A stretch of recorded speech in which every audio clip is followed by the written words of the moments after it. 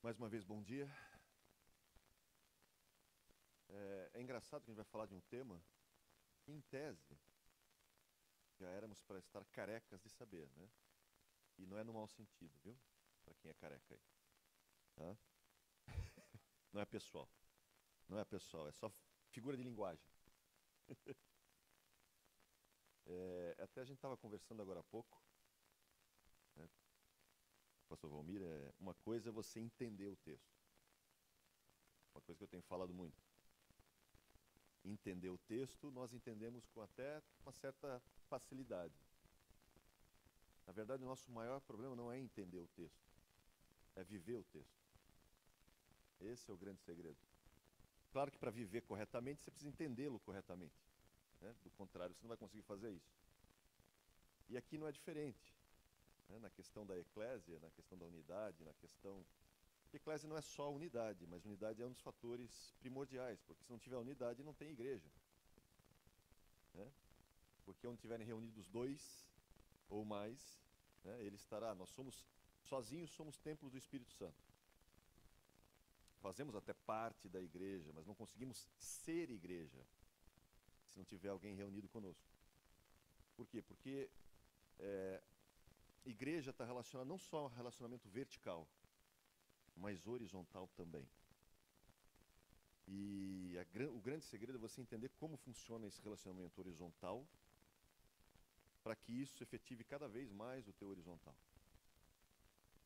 E na igreja, muitas vezes, de hoje, né, a gente vê quando estuda no Apocalipse, a carta às igrejas, são 7 igrejas, você vê ali, nossa, umas coisas bem absurdas. Eu fiz um estudo desse no meu canal. Você tem, partindo de Efésios, que é a igreja que perdeu o primeiro amor, até chegar a Laodiceia, que é a igreja morna, né, estou a ponto de vomitar-te, mas não vomitou ainda, está a ponto de. Mas aí você passa, por exemplo, por uma igreja onde está o trono de Satanás, né? Você passa por Sardes, por exemplo, que é uma igreja que tem uma declaração triste. Jesus fala: vocês estão mortos, espiritualmente mortos. E aí você pensa, como é que uma igreja espiritualmente morta é chamado de igreja? Porque a beleza da coisa é isso, você vê a igreja de Éfeso, mas é a igreja que perdeu o primeiro amor, mas é a igreja. Aí você tem a igreja, né, de Pérgamo, onde está o trono de Satanás, mas ainda é a igreja, né, que tem idolatria, tem uma série de problemas. As igrejas têm falsos mestres, por exemplo, Éfeso, Pérgamo, tem falsos mestres lá dentro. Claro, eles não são a maioria, e esse é o grande segredo, por isso que ela continua sendo igreja. Porque igreja sempre vai ter joio no meio do trigo, não tem jeito. Ou maior ou em menor grau. Mas por causa do trigo, continua sendo igreja. Mesmo em Sardes, que é uma igreja morta espiritualmente. Por que Deus, Jesus ainda chama de igreja? Simplesmente porque ainda tem um remanescente, é só você ler o texto. E é o restante da igreja de Sardes.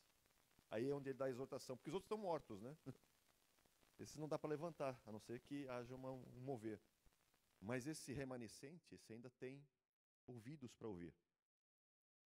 E ainda ouve a exortação. Agora, tem 2 igrejas que nós gostaríamos de ser. Na verdade, nós gostaríamos de ser uma delas, porque a outra tem um pequeno detalhe, né? A igreja de Esmirna, que é uma igreja que não tem exortação, só que ela vai passar por tribulação. E não é pouca, são 10 dias, né? Parece pouco, mas basta um dia de tribulação para você ficar destruído, às vezes psicologicamente. Imagina 10. E na Bíblia, 10 dias nem sempre é dias, né? A gente está falando de anos muitas vezes. Talvez tenha uma tribulação de anos. E Jesus não vai tirá-los dessa tribulação, mas vai estar com eles na tribulação. Agora, a Filadélfia, que é outra igreja, é considerada também avivada, essa igreja, bem, essa igreja, todos querem estar nela, vamos ser sinceros. Porque além de ter todos os benefícios dos elogios, né, e não tem nenhuma exortação, e é interessante, né, quando você lê as igrejas, as pessoas ou às vezes focam na exortação, ou às vezes focam no elogio. Principalmente quando querem, né, dar um solapada na igreja, olham a exortação. né, para aproveitar e eu acho válido a questão de você analisar essa questão das igrejas, das 7 igrejas do Apocalipse, por quê? Mas não somente a exortação. Primeiro que essas 7 igrejas é uma visão de todas as igrejas. Todas as igrejas têm, ou são às vezes parecidas com uma ou com outra ou com outra. Por isso que todos gostaríamos de ser Filadélfia, né? Porque a igreja, inclusive, está prometido que ela não vai passar por uma provação que virá sobre o mundo todo, para aqueles que habitam, sobre aqueles que habitam sobre a terra, e que alguns até inferem que talvez isso seja uma forma, um codinome para arrebatamento. Seria ótimo, sem sombra de dúvida, né? Mas o fato é que quando você analisa as exortações às igrejas, como, por exemplo, Éfeso, né? Tenho contra ti que abandonaste o primeiro amor. Serve de reflexão. Será que serve para nós? Será que, de repente, eu não sou um Éfeso? Ou será que eu me pareço mais com Tiatira? Ou será que eu me pareço realmente com Esmirna, ou com Filadélfia, ou de repente com Laodiceia? Porque é pessoal, no fundo, né? Você acaba analisando pessoalmente. Eu não posso, não dá para você chegar num conjunto e dizer, não, vocês são isso ou aquela. Não, mas pessoalmente serve para mim. Só que não serve para mim somente as exortações. Por exemplo, você tem uns elogios. Jesus chega para uma das igrejas e fala assim, olha, conheça as tuas obras, que é rico no teu amor. A pergunta é, se você fosse elogiado por Jesus, esse elogio caberia em você? Não é só a exortação, só a lambada, né, como a gente costuma dizer, mas o elogio. Será que diferente de Éfeso, ele chegaria para mim e diz assim, olha, eu fico contente com você porque você não abandonou o primeiro amor. Muito pelo contrário, as tuas obras são ainda maiores do que quando você começou. Porque isso já mostra muita coisa. Primeiro, a gente já tem uma certa tempo de caminhada, né? O pessoal já estava aqui se entregando, falando dos Trapalhões, Ultra Seven e tal, né? E aí você já vê a idade, né? Então, a gente tem um tempo de caminhada. Uma das reflexões que a gente deveria fazer todos os dias é: hoje eu já sou mais parecido com Jesus do que eu era há muitos anos atrás ou há um tempo atrás? Porque se você fizer essa comparação e descobrir que você caiu, diminuiu a tua comparação, hoje você está muito mais sanguíneo e colérico do que você era, né? Você perde muito mais a linha do que você era, com certeza alguma coisa está errada. Se você não consegue fazer essa avaliação, se você estiver igual, também alguma coisa está muito errada. O ideal é que a gente sempre esteja caminhando para cima, sempre em frente. Vai errar? Claro que vai. Igreja é isso. Gente, quando eu analisei o termo igreja, eu estava dando uma pesquisada mais profunda. A gente costuma dizer eclésia, né, que é o termo que a gente pega do grego, chamados para fora, né, que vem de kalel, que é chamar, e ek, que é, né, por fora ou para fora. Então, chamados para fora. Quando você vai na literatura grega, né, que vai dar origem aos termos, obviamente, você vai ver que eclésia, na verdade, ela tem um conceito ainda um pouco mais profundo. Na verdade, é o seguinte: você precisa reunir o povo. Então, para reunir o povo, né, para tomar alguma decisão importante, o que eles faziam na Grécia mesmo? Eles pegavam uma trombeta e davam um toque de trombeta na cidade, ou no local onde eles queriam fazer isso, ou no exército, o que for, para que as pessoas, ouvindo o toque da trombeta, saíssem e todos ficassem reunidos, como estamos agora aqui. Para daí fazer deliberações, tomar decisões, ou ouvir certas deliberações ou decisões que foram tomadas, né? Então, esse chamamento não é novo e não foi criado pelos gregos. É só você abrir a sua Bíblia, Números 10, você vai descobrir que é assim que Deus vai reunir, com toque de trombeta, o povo.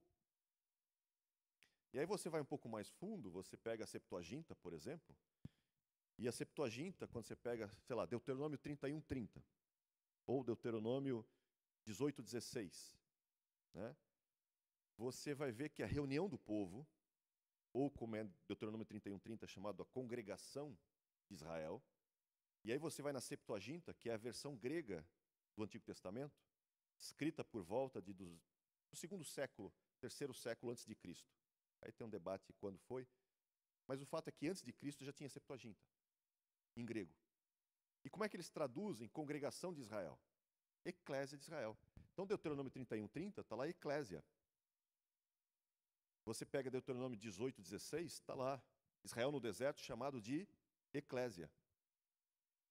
Então, literalmente, você é como se dissesse, a igreja é um conceito muito antigo.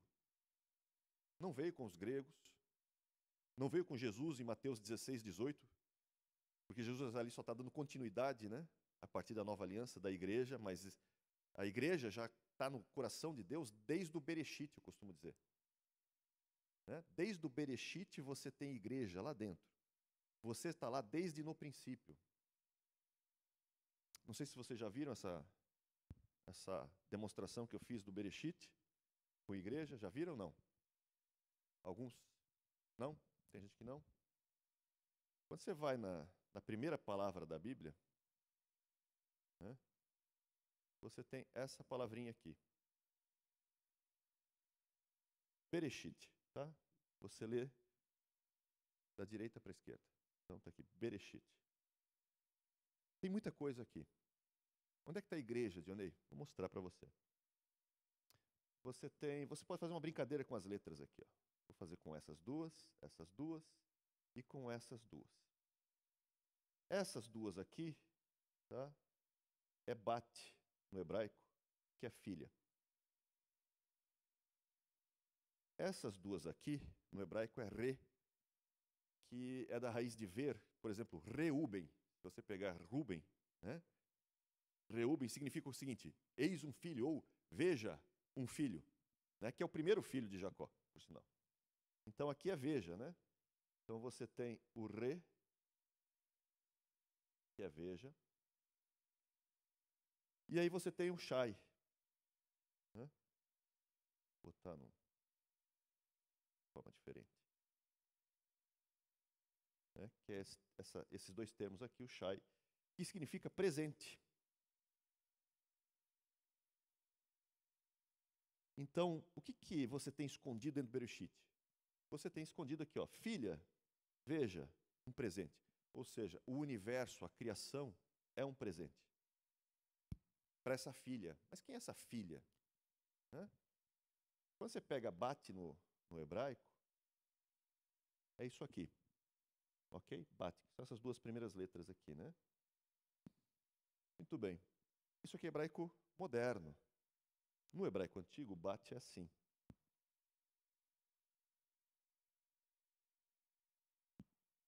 Uma tenda, porque beit significa casa, né? E o tav, a letra tav, é cruz. Vamos modernizar isso aqui. Eu não sou um bom desenhista, mas vocês já vão pegar a ideia. O que é uma casa com uma cruz?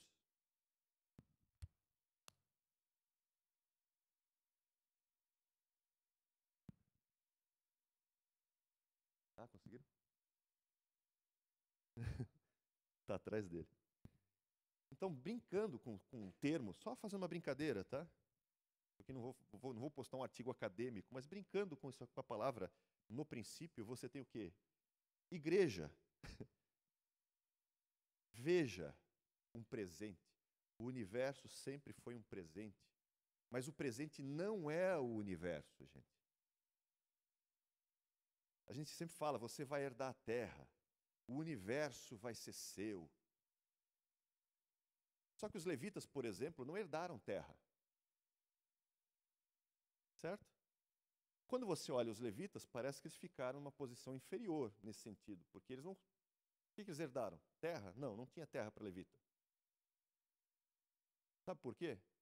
Porque Deus chegou para os levitas e falou assim, vocês não vão herdar terra, porque a recompensa de vocês sou eu.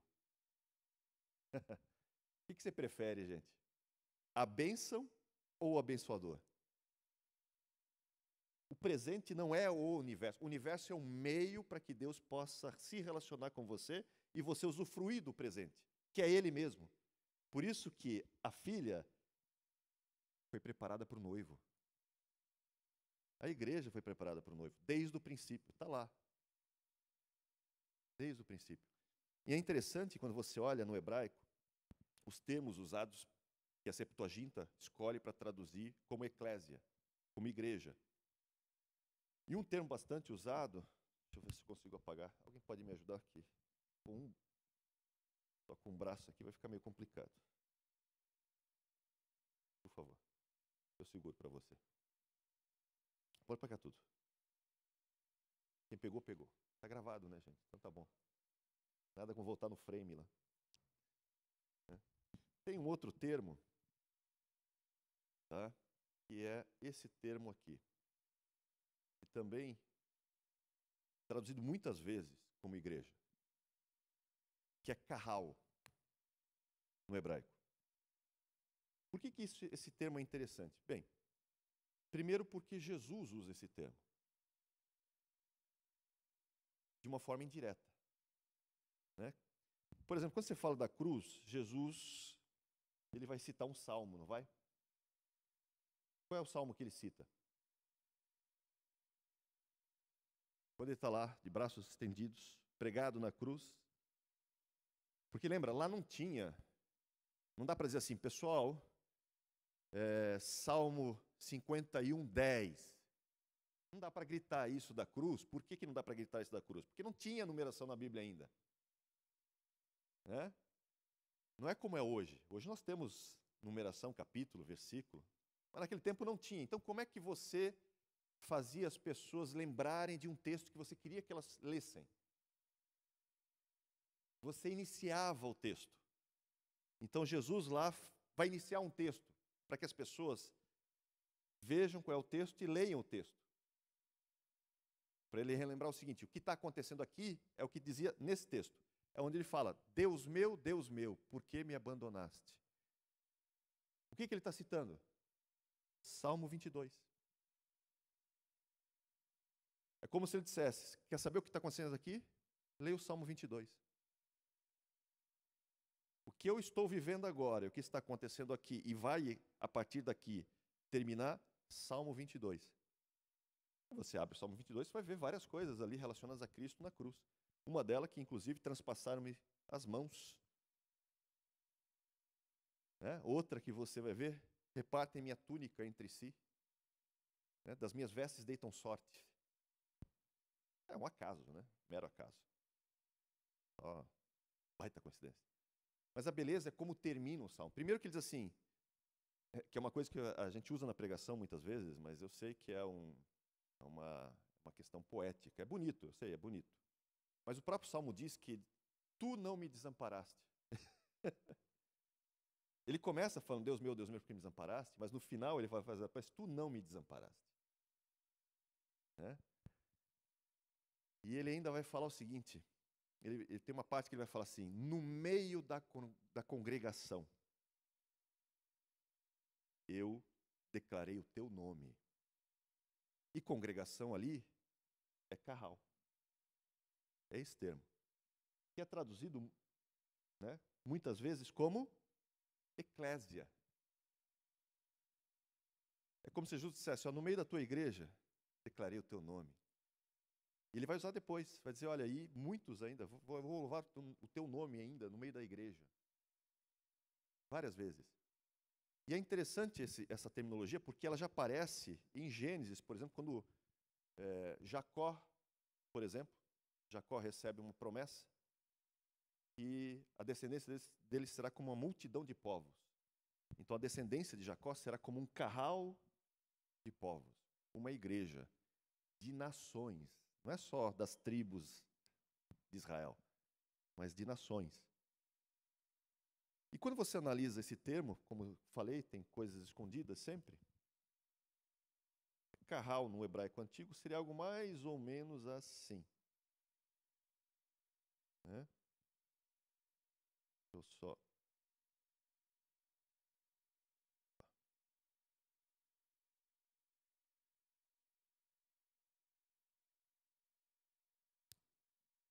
Que são termos relacionados ao seguinte.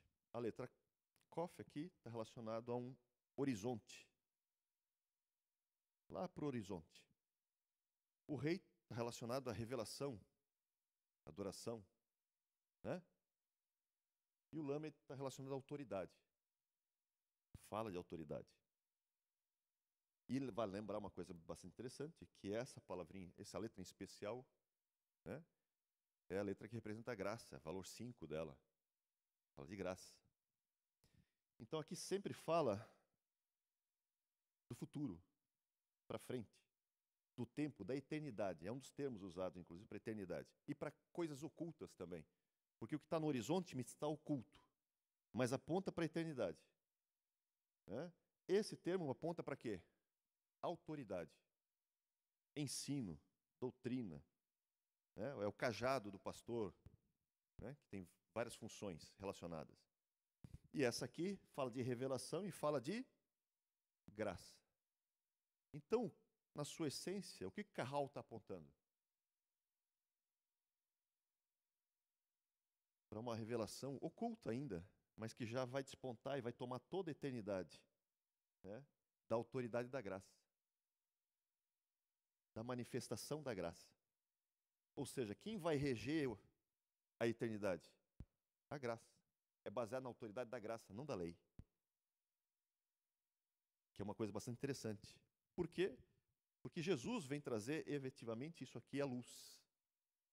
Que estava escondido, de certa forma. Porque sempre foi graça, né, gente? Na verdade, sempre foi graça. Nunca foi lei. Porque se algum dia Deus aplicasse a lei mesmo, a ferro e fogo, não sobrava ninguém. Por isso que as misericórdias do Senhor se renovam a cada dia. E nos impedem de sermos consumidos. Ou seja, se Deus fosse nos dar o que merecemos, o mundo já teria sido destruído há muito tempo. O universo inteiro, na verdade. Não sobraria ninguém, só a Trindade lá. Não ia dar certo. Por isso que Tiago resume, né? Que a misericórdia triunfa sobre o juízo. O projeto sempre foi esse. A misericórdia triunfar sobre o juízo. Só que para isso aqui, isso aqui fala de conjunto de pessoas também. Porque todos nós vamos viver essa eternidade. Todos nós vamos estar lá. E aí começa o grande mistério, que é o chamamento. Vários, né? Muitos são chamados, poucos se tornam escolhidos. E o chamamento é universal. Você não pode dizer que Deus faz acepção de pessoas, senão você vai ter problema. Teológico. Que daí Deus ama mais alguns do que outros. E Deus não faz acepção. Ah, Johnny, mas tem alguns que parecem muito mais privilegiados que outros. Às vezes é uma questão de propósito. Existe propósito. E não é por questões de mais amado, é por questões de propósito. Ou às vezes porque esse indivíduo ama mais a Deus do que os outros amam. Porque o amor é uma revelação progressiva. O nosso amor aumenta. Lembra quando Paulo escreve aos Filipenses? Eu oro para que o amor de vocês aumente mais e mais. Então, o amor é uma coisa progressiva. Quer ver? Outra coisa interessante, eu estava lendo Romanos 12, quando Paulo fala, né? Amai-vos cordialmente uns aos outros, com amor fraternal, preferindo-vos em honra uns aos outros. Ou seja, amar com amor fraternal. A gente tem uma certa... A gente cria mitos muito na palavra de Deus. Um deles, por exemplo, que o amor de Deus é só o amor ágape. Né? Que é o amor perfeito. Que as outras demonstrações de amor que você vê no texto bíblico são inferiores a esse. É o caso do filéu, por exemplo, que é um amor fraternal, amor de irmãos, por exemplo. Filadélfia, né, significa isso. Amor fraternal, amor de irmãos. Inclusive, Jesus, quando vai dar a carta de Filadélfia, diz a eles que os ama com esse amor filéu.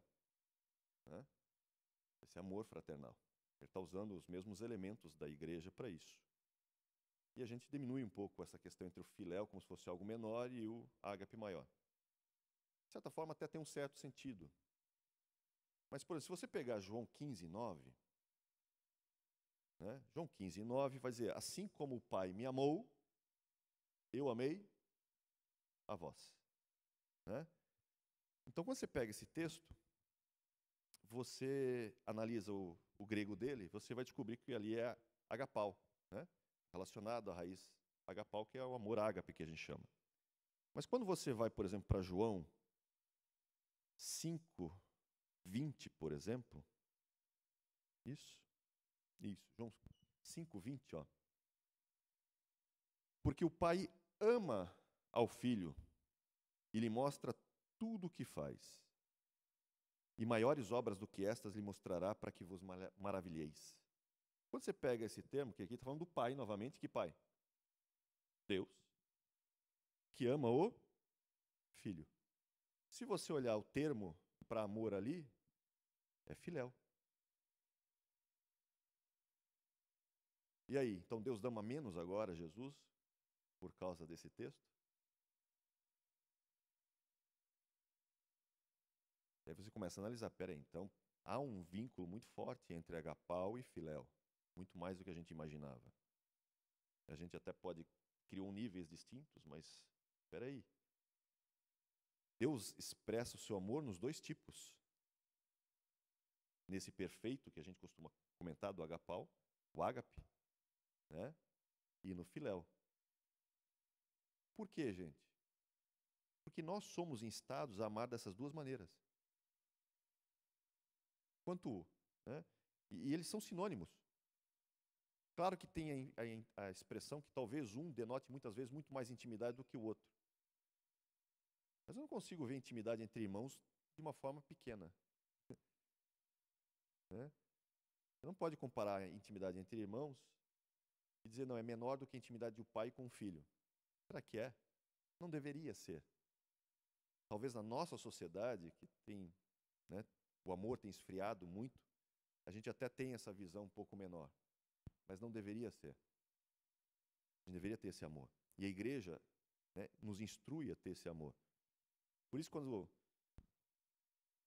o Lucas estava pregando ontem sobre 1 Coríntios 12, que é esse termo, né, relacionado à igreja, à unidade da igreja, ou seja, você tem um corpo, muitos membros e um cabeça só, né, e o cabeça é Cristo. E nós, como membros desse corpo, deveríamos ter o quê? Esse amor fraternal, que é o que Paulo vai falar em Romanos 12, que eu estava lendo agora. Porque isso, lembra, o amor é o vínculo da perfeição, Colossenses 3. Ou seja, não tem cola entre os irmãos se não tiver amor. Não dá. O amor é a cola, não é o interesse, não é a honra, não é o poder. O amor é que é o vínculo da perfeição. Ele, em última instância, é que nos vincula como igreja. Né? Isso é fundamental. Por que isso é fundamental? Porque sem amor, gente, a gente é um clube. Essa é a grande verdade. Sem amor, a gente é um clube. Um evento social. E as pessoas escolheram para vir aqui, se relacionar, fazer amizades, tal, com um ou com o outro, ainda com certas, né, diferenças. Não, eu vou escolher com quem eu quero me relacionar. Eu tenho minha panela específica. Né? Então, tem os que eles... Tudo bem, você tem pessoas com quem você se identifica mais. É natural isso. Não é algo, assim, fora do comum. Né? Mas isso não quer dizer que você não deixe aberto para que outros, do tipo assim, minha panela é fechada, não pode entrar ninguém. Se trouxer, eu vou ficar chateado. Né? Imagina se Jesus fizesse isso com os discípulos. Jesus tinha patotinhas distintas? Tinha, mas estava aberto. Vinde a mim. O chamamento é para todos. Está aberto a todos. Vinha até traidor, né? Lembra? Veio até traidor junto nessa história. Mas vinde a mim.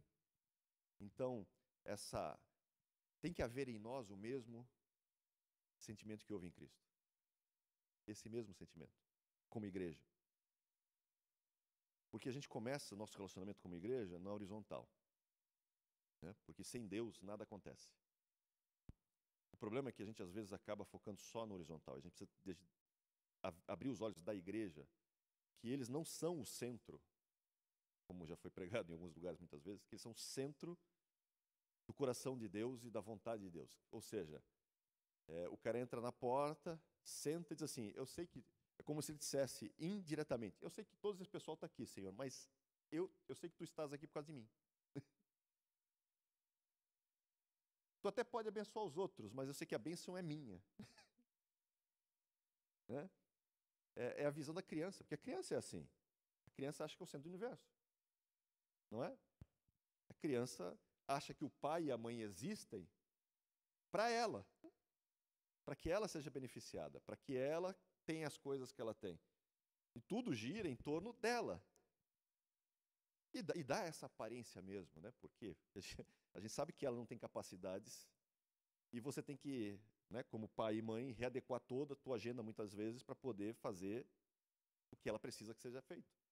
E é claro que naturalmente ela vai achar com isso, à medida que ela vai crescendo, ela vai entender que ela é amada, né? Num lar normal, tá? Porque hoje tem lares totalmente anormais, mas num lar normal ela vai ter essa percepção de que realmente o meu pai e a minha mãe me amam e eu sou o centro da vida deles. Até vi um irmãozinho, que daí começa a complicar o negócio, né?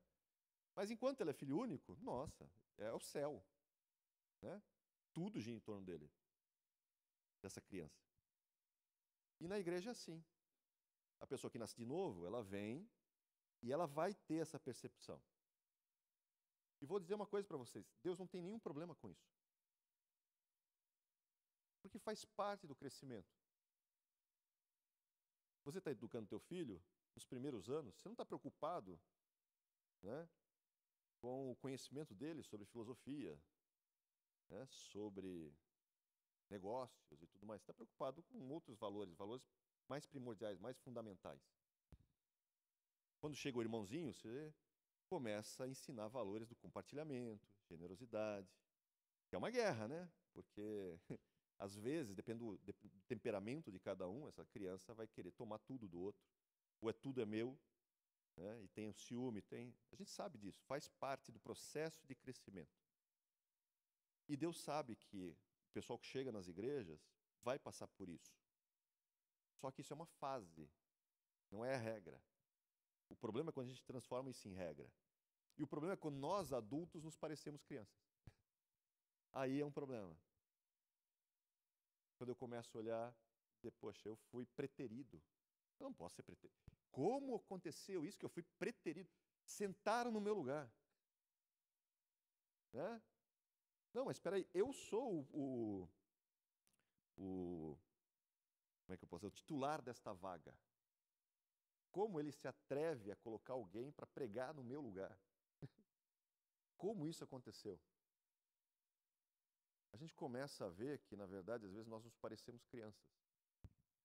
E agimos como crianças. Quando você pega Filipenses 2, 3 e 4, se não me engano, Paulo fala uma coisa muito interessante. Ele fala, olha, considerai os outros superiores a você.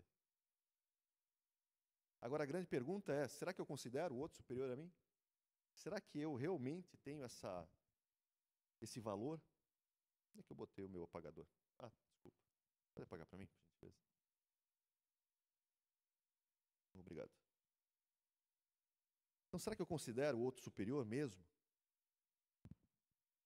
Eu fiz uma série de pregações chamadas Reinando em Vida aqui em algumas igrejas, que tem tudo a ver com o que a gente está falando aqui hoje. Por quê? Porque tudo que a gente leu em 1 Coríntios 12, por exemplo, que foi lido ontem, eu não vou ler tudo de volta, né? Porque, inclusive, quando o Lucas estava lendo, ele disse assim, por mim eu já parava aqui. E é verdade. Eu também faria a mesma coisa que ele. Eu pegaria ler o texto, e o texto fala sozinho, gente. Você só está ecoando. Você é instrumento, lembra? Nós somos vasos de barro. O que está dentro de nós aqui é ouro, o que está na palavra é ouro. Então, quando você fala a palavra de Deus, a palavra de Deus tem poder, não a minha. Não é porque ela veio no formato do Dionei, na voz do Dionei, ou na voz do Lucas, ou na voz de qualquer outro. Não é a minha voz. Não sou eu o receptáculo que dá a fonte do poder para a palavra. É a própria palavra que é poderosa. Jeremias 23, 29, gente. Não é minha palavra como fogo, como martelo que esmiuça a penha ou a rocha? Por isso que eu sou fã de citar muito versículo na Bíblia, durante uma pregação. Para que fique claro, primeiro, é Ele. Quer dar glória? Dá para Ele, porque eu só citei texto bíblico. E se você discordou, briga com Ele, porque o texto é dele. A gente até pode discutir teologicamente, mas a fonte é lá. Às vezes a gente entra em furadas porque a gente quer enfeitar e esquece o texto, né? Usa o texto como base e aí vem com toda uma alegoria humana. Não precisa. O texto fala sozinho. Tem vários textos, contexto, e você pode fazer os vínculos que você queira. O pessoal faz até isso para fazer engano. Por que a gente não usa para a verdade? Né? Então, por isso que eu digo que a palavra tem essa questão, esse poder. E se você ler esse texto, ele vai justamente falar sobre isso, sobre os membros, né? Onde tem gente que todo mundo quer ser orelha, todo mundo quer ser visão, ninguém quer ser pé, né? Ninguém quer andar por baixo. Eu não vou usar os termos indecorosos como, né? Nem Paulo usa, ele fala dos termos, há órgãos que são indecorosos, não dá nem para falar. Ninguém quer ser esse, mas esse tem que dar mais honra. Né? Tem alguns que já têm honra natural, como visão, boca, ouvido, mãos até. Mas tem outros que você olha e diz assim, se eu perder esse dedo mindinho também não vai fazer muita diferença. Vai doer. O problema é que quando dói no corpo, a gente não sente a dor. E o texto diz que você tem que sentir a dor do outro.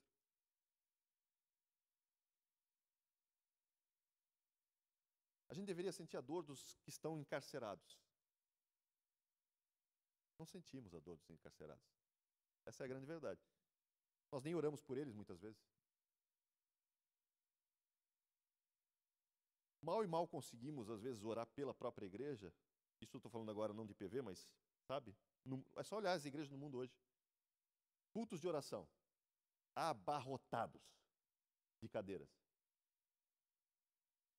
Quase ninguém nelas. Por quê? Por causa disso aqui, ó.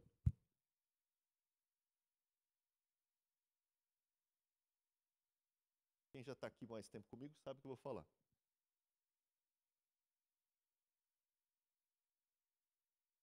Todo mundo conhece isso aqui.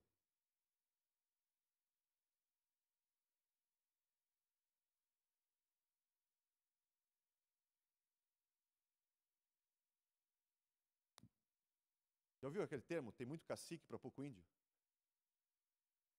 E todo mundo quer ser isso aqui, ó. Ou isso aqui. Rei. Quem não quer reinar em vida, gente? Vamos ser sinceros. Romanos 5,13, se não me engano. 5,17, eu acho. Quem não quer reinar em vida? Todo mundo. É bíblico?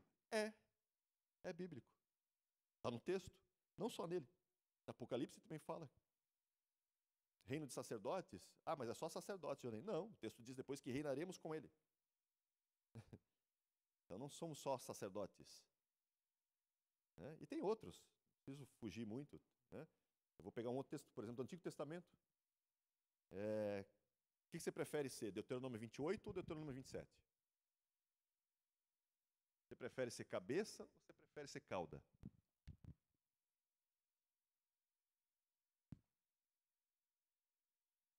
A gente quer ser cabeça, não é?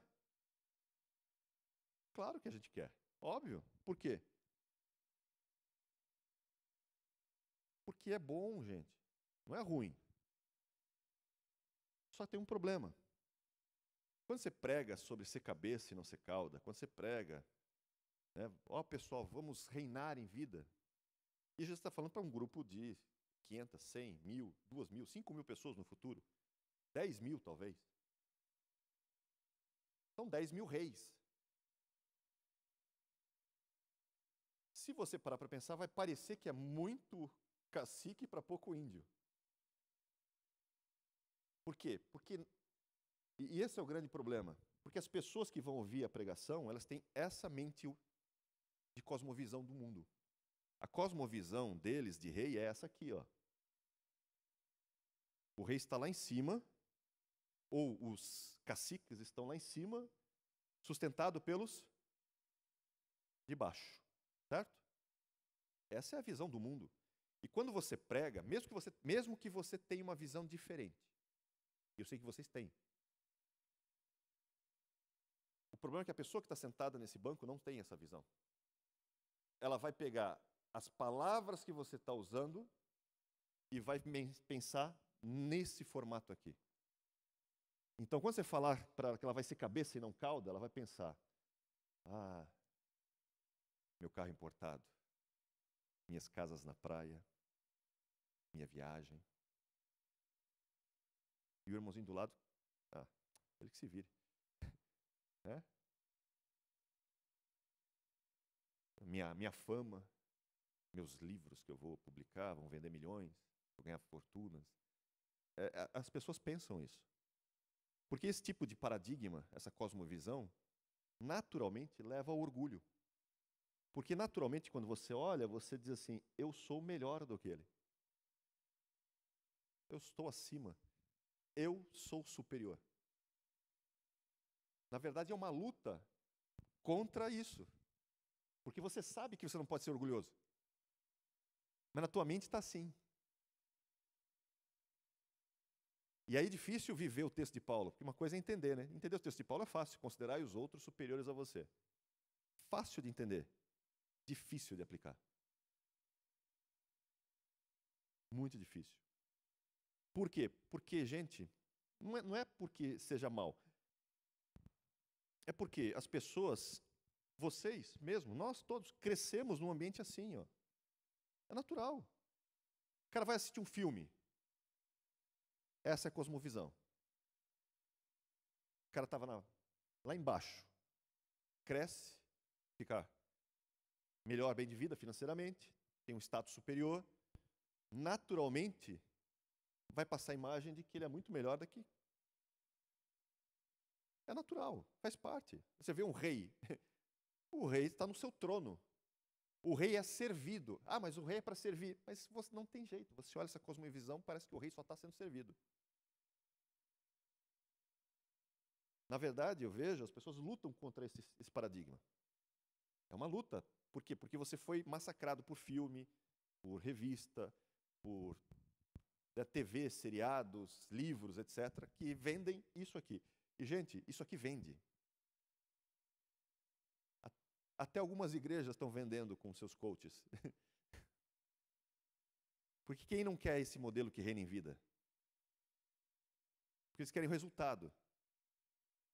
Quanto ao ser rei como Jesus, eu penso nisso depois. Eu quero estar lá primeiro, eu quero ter. Não me fale em ser.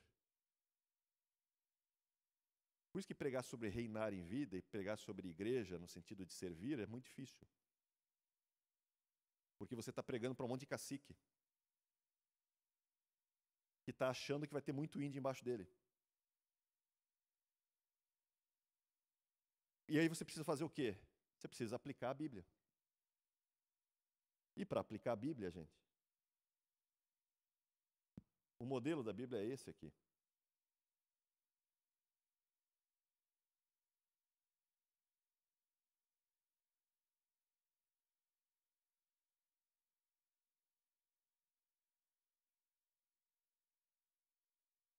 Esse é o modelo da Bíblia. E se você duvida, né, porque isso aqui é o modelo do mundo. Mundo, reino de Deus. Ok? Mundo, igreja. Isso aqui é a igreja. O reino da igreja é assim. E se você duvida, eu convido você a abrir Marcos, capítulo 10, versículos 42 a 45. Eu vou ler o texto para ficar nas palavras de Jesus mesmo, tá? Não nas minhas.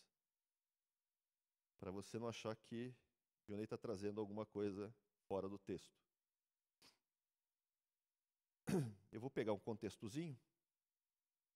Vou subir um pouquinho só. Tá? Porque se você pegar o contexto, a discussão é que tem, né? Tem Tiago e João discutindo o seguinte, que eles querem sentar no trono. E vou ser sincero, eles não querem sentar em qualquer lugar. Se você ler o texto, ó, você sobe um pouquinho, ele diz assim, ó, eles querem sentar à direita e à esquerda de Jesus. Gente, como é que é o trono na Bíblia? Vamos lá. Como é que é o trono na Bíblia? Abre aí o Salmo 110, antes de eu chegar em Marcos. Abre o trono. Vamos lá. Salmo 110, que é bem conhecido, Disse o Senhor ao meu Senhor: assenta-te à minha direita.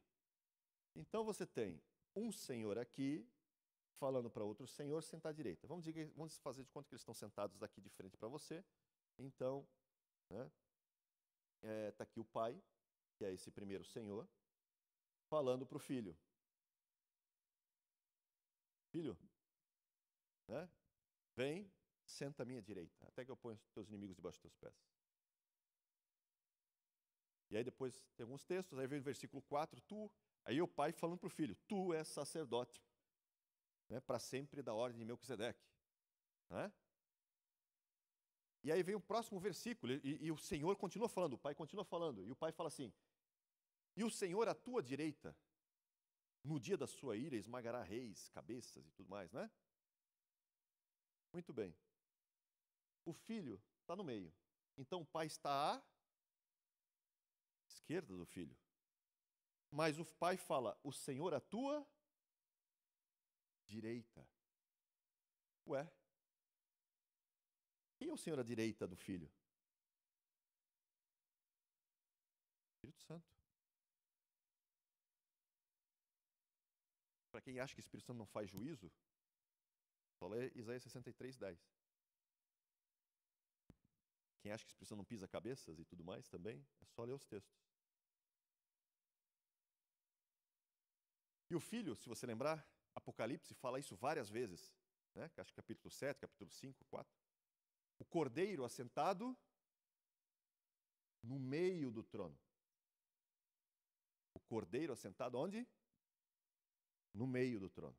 No meio do quê? É meso ali no grego. Entre dois. Que dois? Aonde Tiago e João queriam sentar mesmo?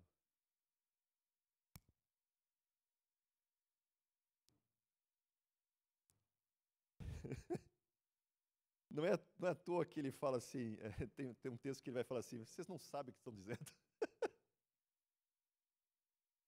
Não quer dizer que você não vai poder sentar no trono, que o próprio Jesus fala em Apocalipse que você vai sentar, né? Vou dar o privilégio de sentar do meu lado no trono, assim como o Pai também me colocou. O problema não é assentar-se do lado dele no trono, o problema é você achar que você tem essa autoridade da direita e da esquerda. Esse é o detalhe. E aí Jesus vai trazer, vamos voltar agora para o texto, né, que eu queria citar. Né, só para lembrar, ó, não ficar na dúvida, né? Esse aqui é o modelo do mundo, esse aqui é o modelo do reino, né, ou vulgarmente conhecido também como relacionado à igreja. Ok? Eu vou pegar o 38. Bem, no 38 já fala, não sabeis o que pedis, né? Mas tudo bem. Vamos para o 42. Mas Jesus, chamando-os junto de si, disse-lhes, sabeis que os que são considerados governadores dos povos têm-nos sob seu domínio. Olha o modelo do mundo. Sabeis que os que são governadores, os que estão acima, que governam os de baixo, têm eles sobre o seu domínio. Esse é o modelo do mundo. É o que Jesus está citando aqui. Né? E sobre eles, os seus maiorais exercem autoridade. Muito bem. Agora Jesus vai falar do reino dele. Aí ele diz assim, ó, no 43. Mas entre vós não é assim. Pelo contrário, quem quiser tornar-se grande entre vós, ou forte, né? Será esse o que sirva. Quem quiser ser o primeiro, essa tradução aqui vai dizer assim, será servo de todos. Outras são um pouco mais diretas. Você quer ser o maioral? Quer ser o primeiro? Você vai ser escravo de todos. Esse é o modelo do reino. Quanto mais você cresce, mais você serve. Até porque, lembra? O mais forte de todos, que é o próprio Deus, sustenta todos pela palavra do seu poder. Deus, que é o mais forte de todos, é quem sustenta tudo a exemplo dele. Por isso que você vai entender quando Jesus vem dizer assim, olha, eu não vim para ser servido, eu vim para servir. Muda tudo. Inclusive, a gente está acostumado, né, a ver, nesse modelo, os fracos servem de escada, servem para serem usados pelos fortes, certo? Agora leia Romanos 15, versículo 1. Romanos 15, 1. Vamos lá.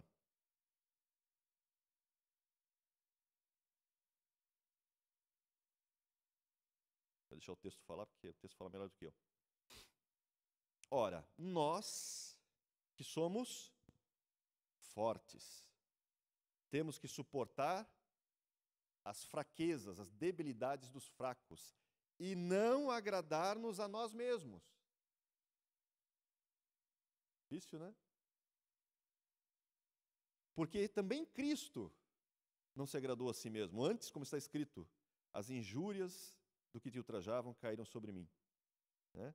Então, no 2, portanto, cada um de nós agrade ao próximo. Mas não é em qualquer coisa não, hein?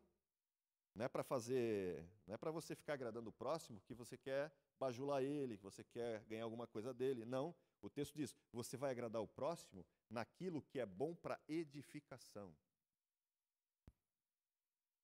E vou ser sincero, bajulação não edifica.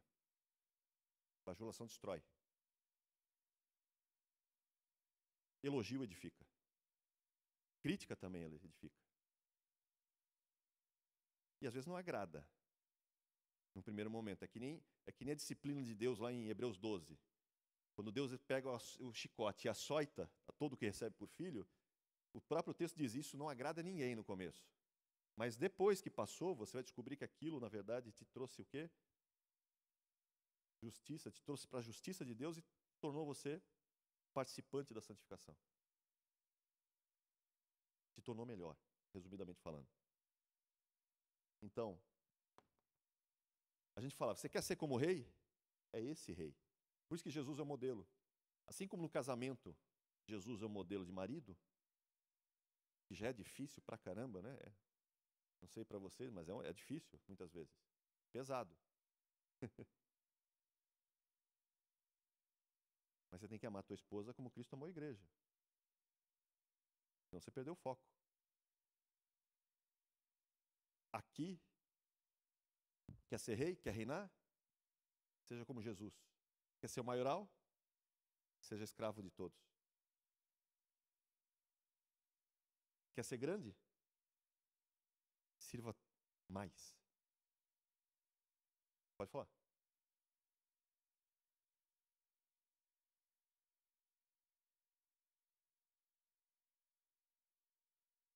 Sim, no lava-pés ele mostra isso mais uma vez.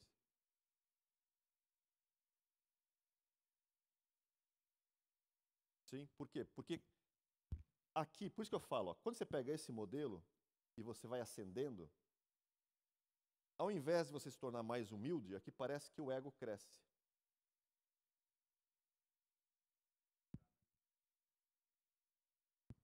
Também.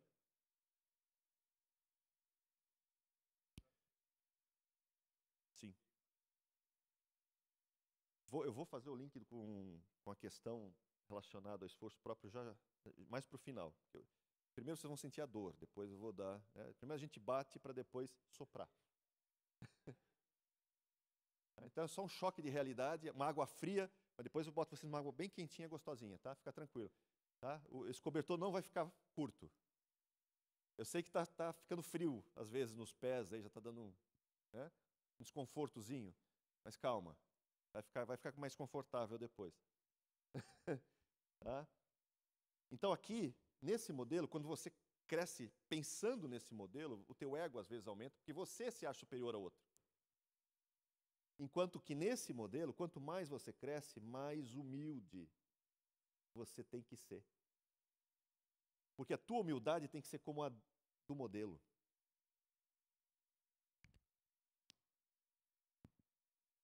E Jesus é o mais humilde dos homens. E humildade não significa pobreza, não significa você se humilhar, vestir pano de saco, não é nada disso. Né? Humildade primeiro, é o ego.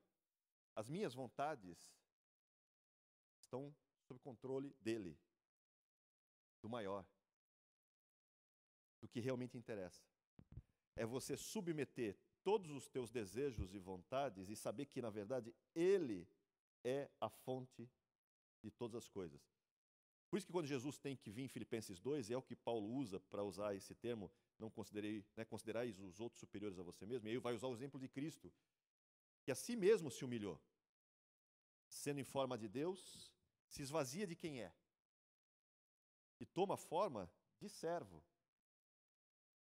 para servir a todos, para mostrar como é que o Rei Jesus se porta aqui, e como nós temos que fazer.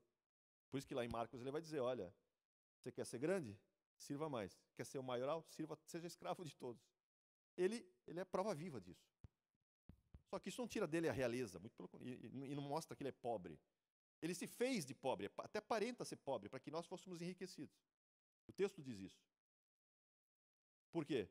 Porque a ideia é que o forte suporte o fraco e não use ele como escada. Né? Como é que é servir no reino, por exemplo? Quando é que a igreja vai entender isso? Vou dar um exemplo para que a igreja entenda. O dia que a igreja entender servir, você não precisa mais ter um ministério para arrumar cadeira. Cada um arruma a sua. Porque uma das questões que você tem no reino é o seguinte: no reino, aqui, quanto mais você cresce, mais carga se coloca para baixo. É só olhar os impostos. Olha o modelo de reino que nós temos no governo do mundo. Quanto mais se cresce, mais tributo para sustentar isso aqui. Aqui, Gálatas 6:2. Levai as cargas uns dos outros. Você não bota a carga. Se você tiver condições, você tira a carga. Ou atenua. Porque se você pegar Gálatas, ele continua falando, e cada um vai levar a sua carga. Porque cada um vai ter uma carga. Você não vai conseguir tirar a carga toda para botar para você. Mas você pode aliviar. Tem uma série do Bispo que está falando justamente isso, levando a carga uns dos outros. Né, no Instagram, que ele está fazendo, acho que toda quinta-feira. Que é aquilo lá. Mas vou dar exemplos mais simples. Você não precisa estar numa posição como a do bispo para fazer isso com outros bispos ou pastores. Por isso que eu usei o exemplo da igreja, da cadeira. E quando cada um entender a sua posição e que ele tem que servir, cada um pega a sua cadeira e arruma. Para aliviar o fardo do pessoal que tem que arrumar as cadeiras. Um verdadeiro participante do reino, maduro, ele não deixa o quarto de hotel bagunçado, parecendo um furacão ali. Ah, não, arruma dele, depois vai e arruma. Não, ele deixa em ordem. Porque ele está aliviando a carga da pessoa que vai fazer. Não vai tirar o trabalho dela. Como alguns dizem, não, eu não estou no shopping, eu não vou levar a minha bandeja, porque não quero tirar o emprego das pessoas. Você nunca vai tirar o emprego dessas pessoas, porque precisa dessa pessoa para limpar, nem que seja só passar o pano. Mas você leva a sua bandeja para aliviar a carga das pessoas que estavam servindo ali. Você não tirou a carga delas, mas você tornou o trabalho delas mais fácil. Você não tirou o emprego da arrumadeira do quarto de hotel. Ela vai continuar tendo ir lá, nem que seja só para verificar o frigobar. Porque ela vai olhar a cama, tá um brinco, tá tudo no lixo, eu vou só tirar o lixo de lá do banheiro e contar no frigobar para ter certeza que vão fazer a conta certinha. Porque o resto parece que passou arrumadeira antes de mim aqui. Você não tirou o emprego dela, você aliviou a carga dela. É coisa pequena? Parece. Até o momento que você é o arrumador. Até o momento que você é que vai fazer esse trabalho. Aí você diz, isso não é pequeno não. Opa, me ajuda um monte. Ainda mais se tiver com dor nas costas, teve um dia ruim. Às vezes um elogio já tirou a carga, sabe? Não precisa de muita coisa, assim, não precisa ser algo visível. Nossa, ele doou milhões. Não, gente. Nas coisas simples, nas coisas pequenas, nos detalhes. Aqui, por exemplo, né? Quando cresce, fica bem financeiramente, normalmente o que as pessoas pensam? Vou realizar os meus sonhos e projetos. Vou fazer as minhas viagens, meus carros, minhas casas novas, vou fazer uma série de coisas. E claro, para eu não me sentir mal, eu vou ajudar na igreja. Claro que eu vou dar um dinheiro para a igreja. Afinal, eu preciso acalmar o meu ego, porque eu não posso me sentir tão mal assim com as bênçãos que Deus me deu. Porque Deus é que dá a bênção, viu? Seja rico de que maneira for, tudo pertence a Ele, sempre. Nós sempre somos mordomos, gente. Lembra disso. E prestaremos contas, caso você não tenha lembrado. E até ministério, tem gente que foi abençoada com o ministério de ganhar dinheiro. Está lá em Romanos, só ler. O cara foi abençoado com esse ministério. Quem não quer esse ministério? Muita gente quer. Para você está preparado para estar? Porque aqui muito foi dado, muito será cobrado. Isso não fala só de conhecimento, não. Fala de cargos. Vocês acham que esses juízes, ainda mais se for cristão, não vai ser cobrado deles? Deixa eu ver o que você fez na posição que eu te coloquei. Porque quem levanta toda a autoridade é Deus. Então deixa eu ver o que você fez na posição de juiz que eu te coloquei lá. Quero ver se você realmente fez o que tinha que fazer. Vai prestar contas, e não é pouca coisa, não. A mesma coisa o rico. Peraí, eu te dei uma fortuna. Te deixei ganhar uma fortuna. Não é você que ganhou. Deus deixou, permitiu você ganhar. Deixa eu ver como você aplicou essa fortuna. Porque lembra, no gasofilácio que Jesus estava do lado, que vem a viúva com 2 moedinhas, e os ricos despejando, e Jesus já dá a dica lá.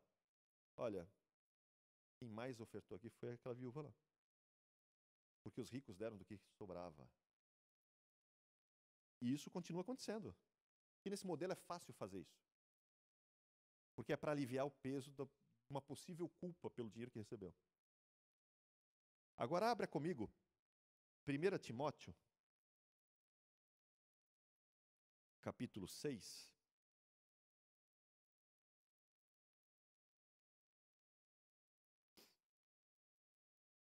Versículo 17. 17. Vamos ver como é que é ser abastado, não no modelo do mundo, abastado no modelo da igreja. Isso você pode ser, não tem problema nenhum, tá? Ter dinheiro não é problema, não é pecado, não é nada disso. Não é. O amor ao dinheiro o que é? Por quê? Porque o amor ao dinheiro se torna ídolo. Lembra? Se torna um ídolo. Ganância é uma forma de idolatria. Então o problema não está no dinheiro. Você pode ter bilhões, e que Deus assim o faça. Né? Que você seja um destes. Só que o que Tiago vai dizer assim, ó? Exorta aos ricos do presente século. Primeiro, que não sejam orgulhosos. Por quê? Porque quando você está aqui, lembra, nesse modelo, é muito fácil eu me achar superior. Ah, olha como eu tenho. Olha o meu carro. Olha o carro do irmãozinho, tadinho. Deve ser muito ruim mesmo. Tadinho, né? Eu não vou ter pena dele assim, não porque é feio ter pena. Mas, puxa, eu sou muito melhor do que ele. No interior de muitos está assim. Eu sou muito melhor que esse cara. Olha o que dirige, olha o que eu dirijo. Né? Então, não sejam orgulhosos. Nem deposite a sua esperança na instabilidade da riqueza. Porque às vezes é um vem e vai, né? Eu digo o pessoal que opera na bolsa. Bitcoin e outros afins, né? É uma montanha-russa o negócio. Aí ele vai falar o seguinte: deposite isso em Deus. Não deposite nas riquezas da tua confiança. Deposita tua esperança é em Deus, é Ele. Ele é a tua fonte. Lembra? É Ele que suporta tudo. Você só é forte porque Ele te mantém forte. Você só é rei porque Ele te mantém no trono. Você só está nessa posição porque é Ele que te sustenta. Porque se Ele não te sustentar, meu amigo, já era. Aí ele fala assim, no versículo 18, que pratiquem o bem e sejam ricos de boas obras. Olha a verdadeira riqueza, onde é que tem que estar. Boas obras. Generosos em dar e prontos a compartilhar, a repartir. Que acumulem para si mesmos tesouros, mas com sólido fundamento para o futuro, para que se apoderem da vida, da verdadeira vida, né? Ou da vida verdadeira, eterna, como está em alguns textos. Ou seja, aí eu vou pegar uma palavra de Jesus e vou trazer para esse escopo de Paulo para Timóteo. Lucas 12. Quem entesoura para si mesmo não é rico para com Deus. Então, no modelo do mundo, é uma coisa, mas no modelo de Deus, você é poderoso, rico é. Primeiro, lembra de onde vem isso. Não bota, cuidado, hein, porque é muito fácil, né? Às vezes botar a tua esperança, a tua confiança nos bens que eu tenho. Não, é nele. Segundo, a verdadeira riqueza é ser rico em boas obras. Esse dinheiro que você tem é para servir o reino. Não quer dizer que você não possa servir-se dele também. Deve. Afinal, o trabalhador ele é digno do seu salário. E você pode. Nada impede você fazer, ter tuas casas, carros, viagens e tudo mais. Não é problema nenhum. O problema é que tudo isso que você tem, de alguma maneira, sirva à igreja. E como é que você serve? Generoso em dar. Isso é uma coisa difícil para muitos. Generoso em dar e pronto a compartilhar. Olha, funciona nesse modelo. Nesse aqui, só por interesse, muitas vezes. Salvo raros casos. Tem? Claro que tem. Só que é difícil. Esse modelo não coopera. Esse coopera completamente. Porque aqui é muito fácil você entender o seguinte. Porque você só está aqui para suportar o que está aqui. E o que você tem aqui é para sustentar o que está aqui. E outra, a tua função é abrir um canal para que esses que estão aqui venham para cá. Por isso que muitas vezes Paulo se fazia de fraco, para ganhar os fracos, para alcançar os fracos, para quem sabe conseguir trazer alguns para cá. Tirar, sabe, às vezes de uma cosmovisão que a pessoa tem e dizer, não, você tem muito mais, você pode crescer muito mais, você pode ir muito mais longe. Deixa eu te ajudar, deixa eu te puxar. Aí ele se faz de fraco para isso, para acolher os que estão nessa posição. E aí você começa a ter uma mentalidade para ser igreja de uma forma maior. Você começa a perceber que fama e honra aqui, que muitas vezes o pessoal busca para ter, né? Deixa eu ter fama aqui para verem como eu sou bom. Né? Olha a minha glória. Tenho zilhões de seguidores na internet, no Instagram, no Facebook, no YouTube. Os milhares e milhões de views das minhas pregações, ministrações, o que for. Né? Aqui é assim. Aqui, quer comais, quer bebais, quer façais qualquer coisa, tudo é feito para a glória dele, não a minha. Mateus 5,16.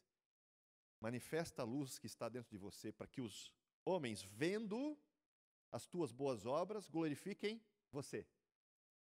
Não. Para que vendo as tuas boas obras, glorifiquem a Deus. Você não tem milhões de views e milhões de seguidores para você ser a fonte da glória. É para Ele ser glorificado. Você não é sábio para que todos vejam a tua sabedoria. É para você apontar que Ele é a fonte da sabedoria. Que assim como Ele deu para você, Ele pode dar para qualquer um. Então as coisas são muito diferentes no modelo do reino da igreja, do modelo de mundo. Muito diferentes, extremamente diferentes. O problema é que a pessoa que está sentada na cadeira, os membros, às vezes, quando vem no culto, e você fala sobre isso, sobre reinar em vida, sobre ser cabeça e não ser cauda e tudo mais, eles, na mente deles, porque eles crescem e veem isso, eles vão pensar isso aqui, ó. E vai ser difícil ter esses valores. Humildade, benignidade, compartilhar, dar a glória para Deus. Porque é difícil fazer isso nesse modelo, mas aqui é fácil. Fácil, entre aspas, né? A gente sabe que nunca é tão fácil assim. Fácil, entre aspas. Por isso que aqui, você é instado a negar a si mesmo. E aqui, você é instado a fazer tudo o que você precisa fazer. Você quer fazer? Faz, vai lá e faz. Qualquer coisa. Aqui não, aqui tudo que eu vou fazer, peraí, eu vou me negar e vou colocar para Deus. Deus, é isso que tu queres que eu faça? O que interessa é a vontade dele, não a minha.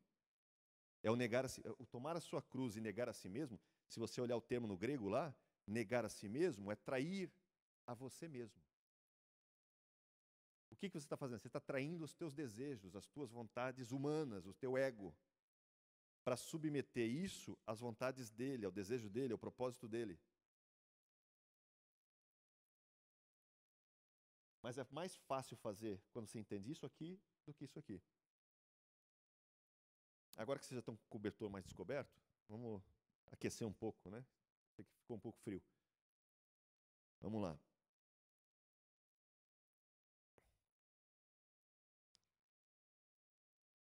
E eu sei que isso na igreja também é difícil para pregar para os membros.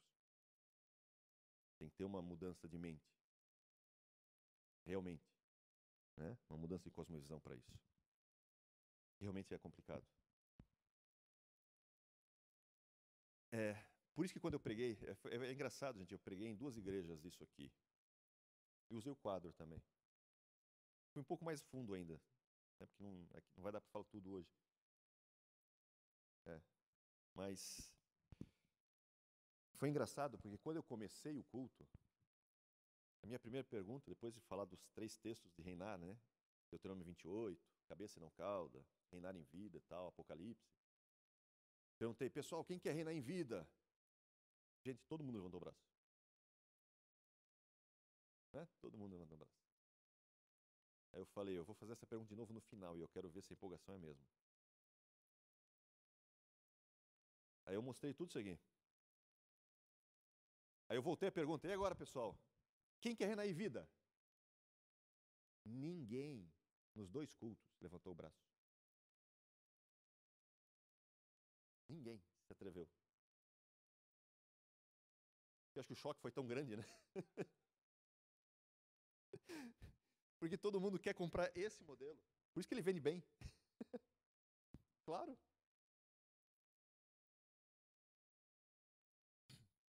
Por isso que os livros de autoajuda vendem um monte. Porque o pessoal quer isso. E muita gente vem na igreja para ter isso. Mas eu volto às palavras de Jesus. Mas entre vós não será assim. Será assim. E aí você olha, mas... Tá bom, Johnny? É difícil. E é.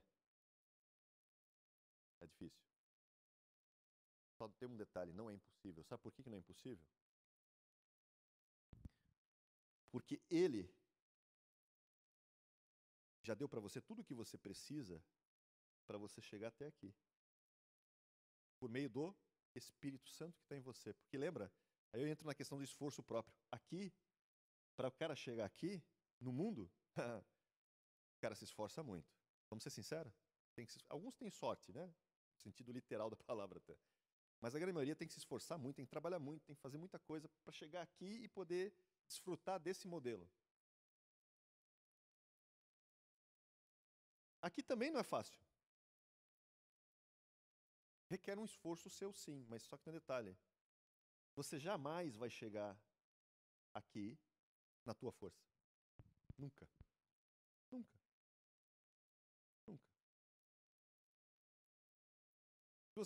Se você for milionário, por exemplo, você vai conseguir ser generoso em dar, pronto a repartir e rico em boas obras, como diz o texto? Dificilmente. Se você tiver uma posição alta, você vai querer ser servido. Você não vai servir com tanta frequência. Mas muito mais ser servido do que servir. Porque é natural o ego humano vir. Então você precisa viver constantemente se negando a si mesmo, em espírito de humildade. Porque quando você começa a ficar orgulhoso, você sobe, você não desce. Você se torna mais fraco e não mais forte. Então, isso requer uma coisa fundamental, que é o que viabiliza isso se tornar realidade. Uma coisa que nós lemos, como eu falo, a gente lê, entende, o difícil é viver. 2 Coríntios 13:13, por exemplo. Que a graça do nosso Senhor Jesus, nosso Senhor Jesus Cristo e o amor de Deus, porque graça você se relaciona, o amor de Deus fácil, né? Graça fácil, e a comunhão do Espírito Santo seja com todos vós. Quando fala comunhão com o Espírito Santo, o negócio fica nebuloso. Porque é a comunhão com o Espírito Santo que te leva para cá. Porque quem faz isso em você é o Espírito, não é você. Lembra? É tudo pelo Espírito. Como é que, por exemplo, e para eu chegar nesse nível, eu preciso matar a minha carne. Porque ego faz parte da carne. Orgulho faz parte da carne. Né? Ganância são tudo obras da carne, é só ler Colossenses 3:5. Né? Ele dá o exemplo ali, quando ele fala, né, que você tem que mortificar as obras do corpo, algumas colocam a tradução como antiga natureza, onde você tem que, para mortificar, e ele dá uma lista: ganância, que é idolatria, ele vai lá, prostituição, imoralidade, questões de orgulho, soberba, ou seja, todas as obras da carne que a gente já conhece. Porque elas afloram nessa situação. Só que lembra, Romanos 8:13 fala que eu mortifico a minha carne por meio do Espírito, ou seja, não é na minha força. É pelo Espírito Santo. Então, como é que eu acabo com o meu ego? Pelo Espírito. Ele me ensina a ser humilde. Como é que eu me torno uma pessoa generosa? E não amando ao dinheiro, mas fazendo o dinheiro ser útil? Pelo Espírito Santo. Como é que eu não boto carga nas pessoas, mas eu levo a carga das pessoas? Pelo Espírito Santo, porque é Ele que me ensina a amar. Lembra? É o Espírito Santo que derrama o amor de Deus em nossos corações, Romanos 5:5. Então, nada disso eu vou conseguir alcançar sem o Espírito Santo. Não dá para ser forte sem o Espírito Santo, gente. Sem comunhão com o Espírito Santo, isso aqui é impossível. Completamente impossível. Por isso que quando Jesus vai, que ele é o modelo de rei, nesse modelo, ele vai e diz assim: eu não vou deixar vocês, que vocês sozinhos vai ser um desastre. Não dou um mês para que isso aqui destrua. Por isso eu vou pegar, eu vou subir e vou mandar o que está à minha direita, o Consolador. E ele vem e vai ensinar vocês. E ele vai fazer essa gestão com vocês. E vocês, quanto mais tiverem comunhão com ele, mais vocês vão aprender a ser verdadeiramente igreja. Mais vocês vão aprender a servir.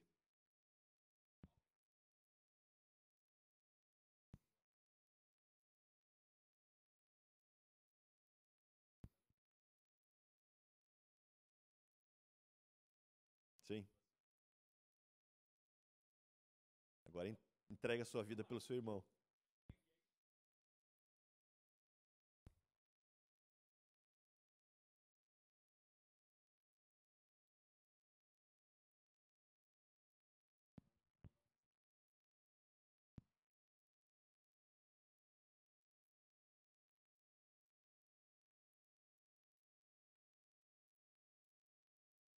Por isso que eu gosto quando você pega, e a gente discutiu isso quando fez a série, não foi o Batsu, foi antes. Qual que era a anterior? Era A Vida que Nunca Tive. Lembra que nós falamos do novo nascimento lá? Né? E o novo nascimento evoca que você, não importa se você é adulto já, você nasceu de novo, espiritualmente você é um bebê. E é interessante quando você é bebê, você pega, por exemplo, 1 Pedro 2, acho que é o versículos 2 e 3, em que ele fala assim, né?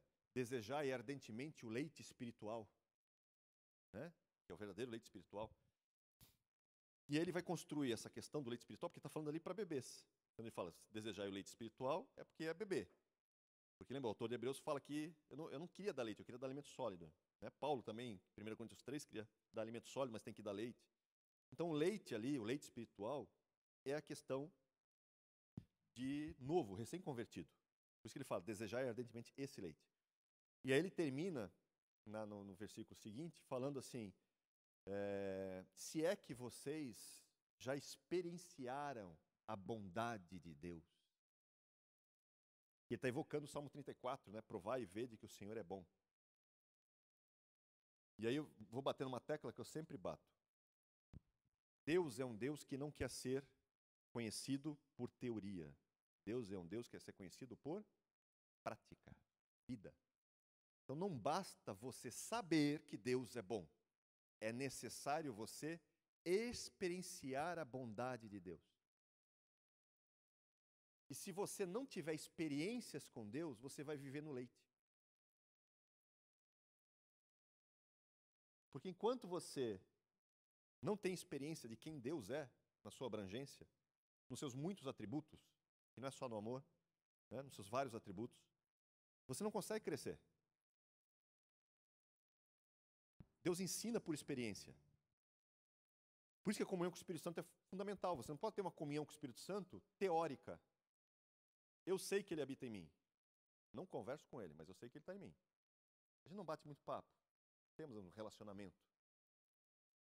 Eu ouço o Espírito Santo por meio do pastor, muitas vezes, porque só vem no domingo. Ou eu sou muito mais religioso, eu venho na quarta e no domingo. Faz isso com o teu corpo para ver se ele vai reclamar. Você faz isso com o teu espírito. Alimenta o teu corpo só na quarta à noite, 1 horinha, e alimenta o teu corpo depois só no domingo à noite, 1 horinha. E vamos ver o que o corpo vai achar no resto dos dias. Ele vai achar divertido. Tenho certeza que não. O teu espírito sofre assim, porque muitos fazem isso, né? Claro que não aqui, né? Mas estou falando que nos membros da igreja isso acontece direto. Nós vivemos um pouco isso todo dia, né? Nós vivemos igreja, mas os membros são assim, muitos deles. Por isso que eles são crianças, por isso que eles estão aqui. E às vezes fracos, né? Fracos de espírito. Fraco de conhecimento, fraco de fé. E nós, como fortes, os fortes têm que suportá-los, têm que sustentá-los. Não é para tirar a fé deles, né? A pouca fé que sobrou. É para aumentar a fé. Né? Só que tudo isso só acontece por meio do Espírito Santo, não tem jeito. Você só conhece a palavra profundamente pelo Espírito Santo. Sem o Espírito Santo não adianta nada. É pelo Espírito Santo que eu entendi que esse modelo não é esse, mas é esse. Ah, Johnny, você é um gênio, descobri isso. Não descobri nada, isso aqui é o Espírito Santo que me deu. Ele quase que esfregou minha cara nesse negócio. Porque eu sou meio lerdo para aprender, apesar de não parecer para vocês, eu sei que pode não parecer. Ele sabe. E como ele sabe como eu sou difícil de aprender algumas coisas. Eu sou lerdo, eu sou teimoso. Porque uma das qualidades do crente é perseverança, lembra? Porque eu tento fazer e erro.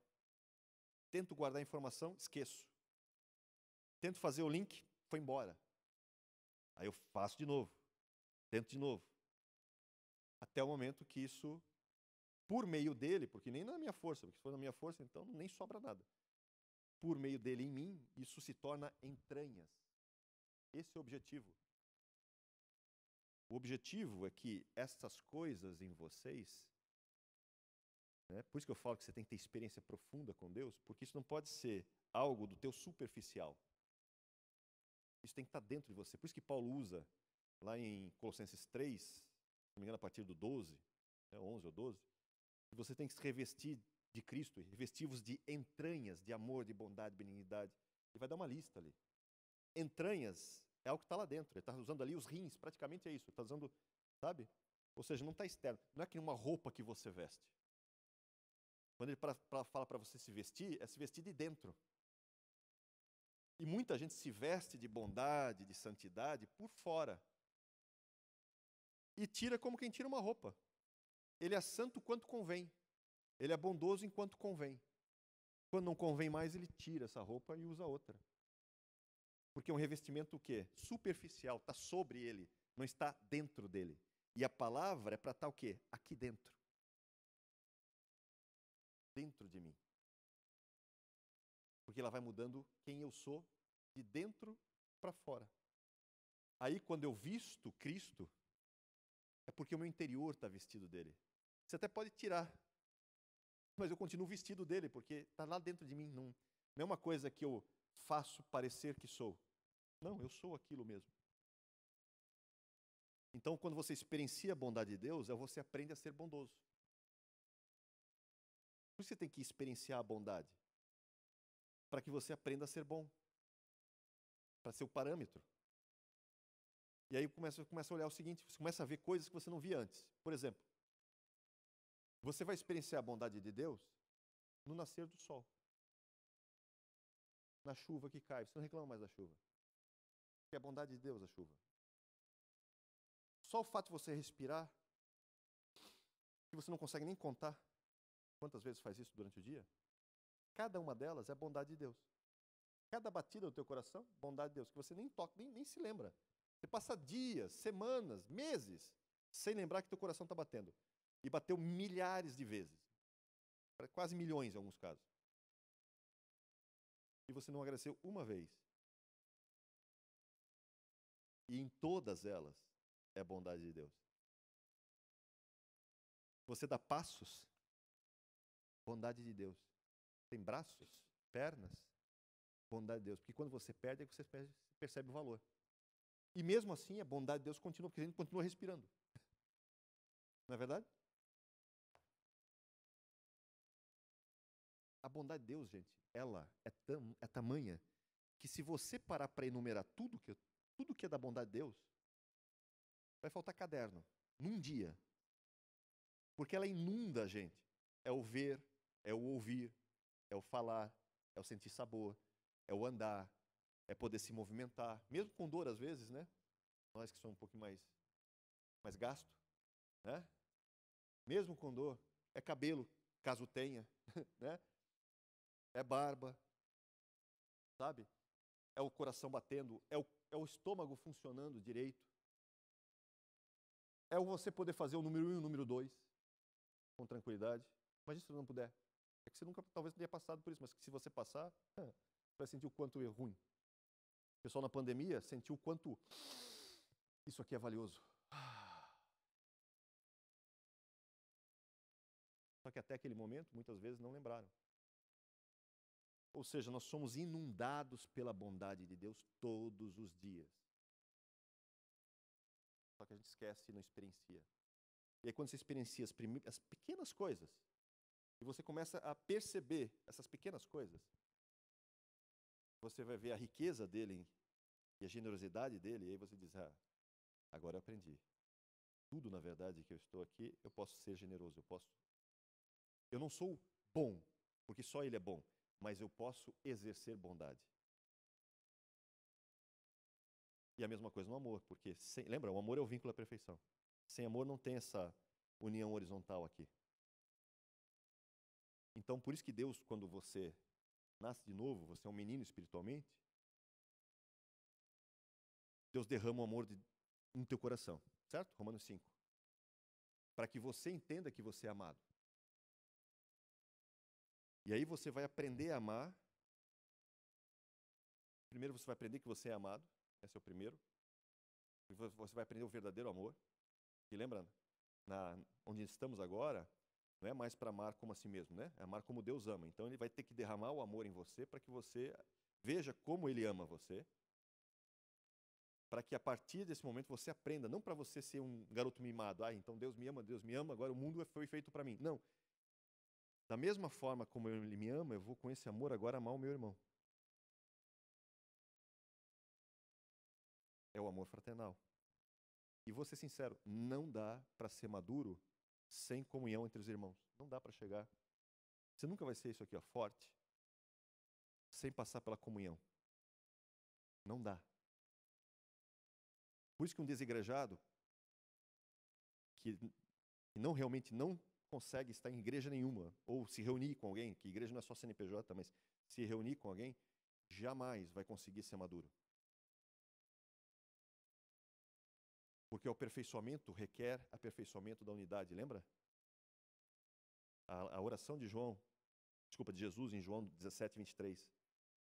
Pai, que eles sejam um, assim como eu e tu somos um, para que dessa forma eles sejam aperfeiçoados na unidade.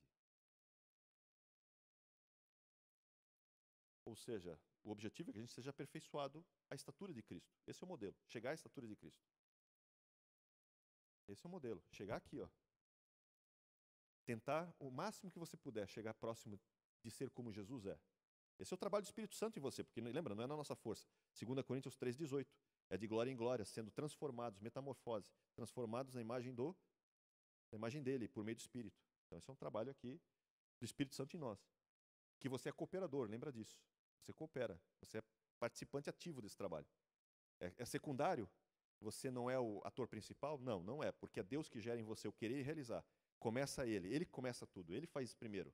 Ele quer que você seja bondoso, então ele vai gerar essa bondade em você. Agora você tem que trazer essa bondade para o mundo que você vive. Essa é a sua função. Por isso que você vai ser recompensado pelo que você traz para esse plano, para esse mundo, daquilo que foi gerado dentro de você. Por isso que 2 Coríntios 5:10 vai falar que cada um vai receber segundo o bem ou o mal que fizeram por meio do corpo. Não é porque você fez a mente. Não é o que você fez na alma. É o que você fez, é o que você pegou do querer e realizar que foi colocado dentro de você, e a sua obrigação é trazer isso para cá. Por isso que ele vai te cobrar, bem ou mal. É demérito quando você foi gerado em você e você não fez, e é mérito quando você foi gerado em você e você obedeceu e fez. E não estamos falando de salvação. Porque salvação não tem mérito, é igual para todo mundo, lembra? Mas ali é recompensa, é galardão. E é só pegar 1 Coríntios 13. Uns recebem mais, outros recebem menos, alguns não recebem nada, mas estão salvos, como que pelo fogo. Como receber mais? Obedecendo. Obedecendo quem? A tua vontade? Não, a vontade dele, Espírito. E como é que eu sei a vontade dele? Preciso ter comunhão com o Espírito Santo. E não há como ter comunhão com o Espírito Santo sem comunhão com os irmãos. Como é que você diz que ama ao Deus que você não vê, se não ama o irmão aqui, vê? Hipócrita. Eu manifesto essa minha maturidade no irmão que está do meu lado. Por isso que eu não estou aqui para agradar a mim, mas agradar ao outro, no que é bom para edificação, não é qualquer coisa não. Eu não bajulo meu irmão, eu elogio quando é verdade e exorto quando não. Crítica é uma exortação com amor, e toda exortação tem que ser feita com amor, porque senão não vem do alto. Senão é reclamação e briga. Então tudo isso é possível com o Espírito Santo. Por isso que o mesmo texto, 1 Coríntios 12, diz que todos nós fomos batizados num só Espírito. Porque o mesmo Espírito que está em mim habita em você. E o objetivo dele é que isso tudo gere uma unidade. Por isso que o amor fraternal é tão fundamental. O filéu é fundamental, assim como o agapau, né? O ágape. Ambos são. Porque alguns você vai ter mais intimidade, outros não. E às vezes não é nem porque você não gosta da pessoa, porque você... Não dá para ter 1000 melhores amigos, dá? Não vai ter horário na agenda, gente. Tem que ter relacionamento. Por isso que Jesus tinha, entre os 12, ainda tinha 3, geralmente mais chegados. Não é porque Jesus estava inacessível, mas porque esses queriam mais. O mesmo Deus que está em mim é o mesmo Deus que está em você. O mesmo Espírito que está em mim é o mesmo Espírito que está em você. Em você e em você. A diferença, na verdade, é o quanto você tem relacionamento com esse mesmo Deus. Por isso que às vezes alguns recebem mais, outros recebem menos. Porque alguns entenderam mais, obedecem mais, buscam mais. Porque lembra, Deus é galardoador, recompensador daqueles que o... Não é porque Deus faz acepção de pessoas. Não, eu amo mais aquele e amo mais aquele outro. Não. Aquele me ama mais, por isso que buscou mais. Aquele me amou menos, ficou menos. Consequentemente, teve menos recompensa. Esse é o propósito.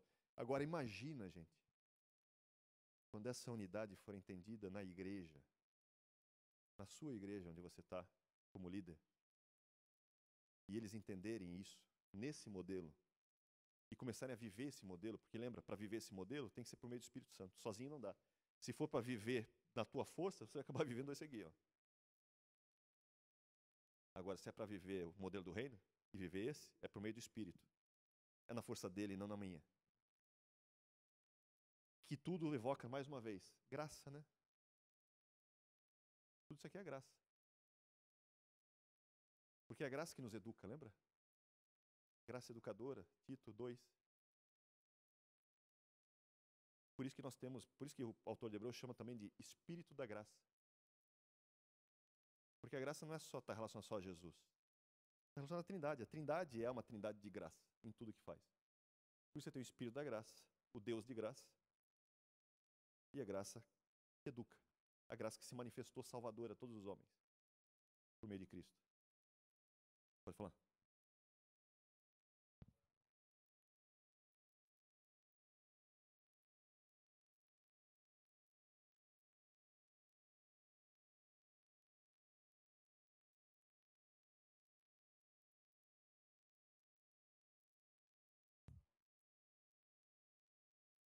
Sim.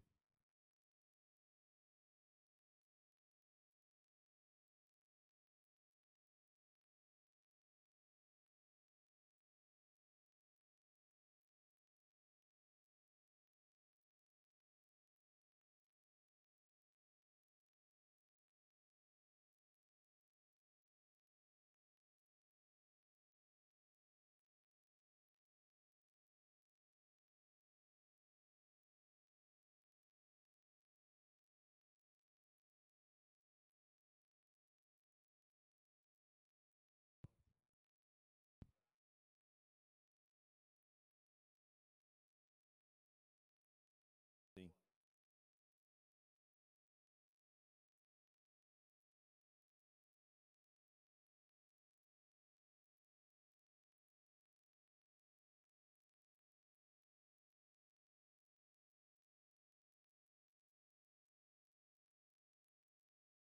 Sim, por isso que o texto vai falar também que, né, que venha como está, né? Agora, a beleza da graça é que ela não deixa você como era. Ela vai te transformando de dia a cada dia, né? De fé em fé, de glória em glória na imagem dele. Se você cooperar, obviamente. Então, para terminar, gente, né, acho que já falei demais hoje, já foi um. Para alguns foi choque de realidade, para outros que já me conhecem aqui foi o dia a dia, né? Mas para terminar, é fundamental você ter essas visões corretas. A diferença entre o mundo e o que o mundo oferece, vende até, na verdade, e o que é realmente eclésia. O que é participar do reino de Deus. Isso vai mudar a tua vida, de como servir, como ser líder, como ensinar, como falar, como ouvir, né? Exercer, e aí eu falo, a diferença gigante entre ler o texto, entender o texto e viver o texto. E eu vou citar novamente Filipenses 2. Que cada um considere o outro superior. Superior. Fácil de ler, fácil de entender. Difícil de viver. Eu diria até para nós, como seres humanos, quase impossível. Mas por meio do Espírito Santo, totalmente possível. É só você cooperar. Deus abençoe, gente. Até a próxima.